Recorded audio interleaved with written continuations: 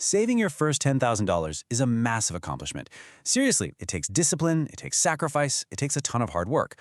But, and this is the brutal truth, the choices you make in the next few days with that money are way more important than the month it took you to save it. Because this moment, it's not the finish line, it's the launch pad. So, you did it. You hit that 5-figure milestone. You look at your bank account and wow, it feels incredible. But then there's that little nagging question in the back of your head. Okay, now what? If you've ever hit a savings goal before, only to watch that money somehow, evaporate over the next few months, then you know exactly what I'm talking about. And I'm not exaggerating here. This moment right now is a critical turning point. The choice you make with this first big chunk of money can literally set the foundation for building real wealth. Or it can lock you into a cycle of saving and losing that feels absolutely impossible to escape. This is what I call the $10,000 crossroads. You've worked so hard to get to this point, but the direction you turn right now is going to define your entire financial future. And this brings us to a really strange paradox. $10,000 is both a huge amount of money and, in the grand scheme of things, it's not very much at all. Okay, so what does that even mean? It's a huge deal because, let's be honest, most people just don't have that kind of cash lying around. I mean, to put it in perspective, studies show that around 40% of Americans couldn't even cover a $1,000 emergency.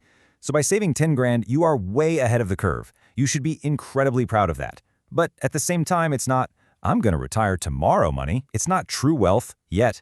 It's the seed money for your future wealth. To understand how to actually build on that foundation, first we have to look at the other path, the one that leads right back to zero.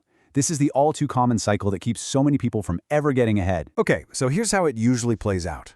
The money just sits there in your main checking account, all mixed in with your day-to-day spending money. Your brain sees that one big number and just thinks, hey, I can afford it. So you start spending a little more freely. A few extra dinners out, that new gadget you've been eyeing. See, it's not one big splurge, it's a slow, quiet drain. And then, bam, a real emergency hits, and whatever's left just gets vaporized. And you're left feeling totally demoralized, like you're stuck on a treadmill you can't get off of. You start right here, peak. It feels amazing. You feel secure, you feel successful. You totally earn this. The world is your oyster. But after just a few weeks of that slightly higher spending, you look at your account again, and the balance has dropped. It's not a crisis, right? You just tell yourself you'll pull back next month. But that new spending level, it starts to feel kind of normal. Before you know it, you're here. And you haven't made any terrible financial mistakes. You didn't go out and buy a yacht. You just lived a little better. But that solid foundation you built, it's got some serious cracks in it now. And this is when life happens. The car breaks down. You get an unexpected medical bill. That one event, which would have just been an inconvenience before, now wipes out almost everything that's left. All that hard work, just gone. And the cycle resets to zero. But it does not have to be this way. The difference between that cycle and a real path toward wealth, it isn't some complex financial secret. It's actually one incredibly simple but really powerful idea. Okay, so this is the crucial point. The moment you hit that $10,000, you have to flip the wealth building switch. And that just means you physically move the money into different accounts and give every single dollar a specific job. Why? Because you're creating friction. You're protecting your money from your own human nature, which is to spend whatever is easy to get to. And this isn't just some vague idea, okay? It's a concrete, actionable system. And it really just boils down to 3 simple steps. It's really this simple. First, you protect yourself with a dedicated emergency fund. This is your financial shield. Second, you put the rest of the money to work so it can actually grow for you. This is your engine. And third, you put the whole thing on autopilot so it builds wealth without you even having to think about it. So here's what that looks like in the real world. You take $3,000 to $5,000 and you move it into a completely separate high-yield savings account.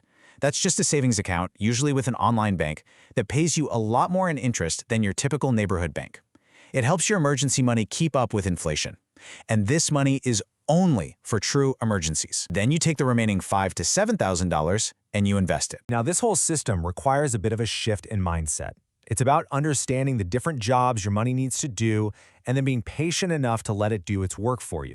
And this slide just shows the key difference perfectly. Your emergency fund, that is saving. Its entire purpose is to be safe and easy to get to for short-term security. Your investment money is for growth. Its job is to compound over the long haul and build real wealth. And you absolutely need both. One protects you today, the other provides for your future. Now, where you invest that growth money matters immensely. For your first investment dollars, a Roth IRA is one of the most powerful tools out there. You put in money you've already paid taxes on, and then it grows completely tax-free. So what does that actually mean? It means decades from now, if that initial investment grows to, say, $50,000, you can pull all of it out in retirement and owe taxes. In a regular investment account, you could owe thousands on those exact same gains. This one choice can literally save you a fortune. And this brings us to step 3, automation. Motivation is what got you to $10,000. But motivation is fickle. It comes and it goes. A system, on the other hand, it just works. By setting up automatic transfers to both your emergency fund and your investment account every single time you get paid, you take willpower completely out of the equation.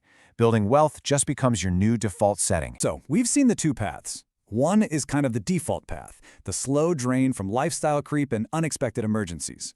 The other is a deliberate choice, a system that builds your security and your growth at the same time. This is your moment to decide which path you're going to be on. Ultimately, it really just boils down to this huge difference in perspective.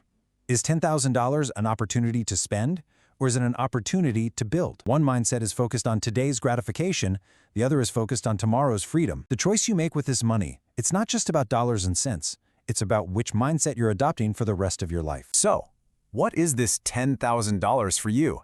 Is it the finish line of a tough savings goal, kind of a temporary prize that you're going to cash in? Or is it the starting block for the rest of your financial life? The foundation you're going to build something on that actually lasts? The choice is yours.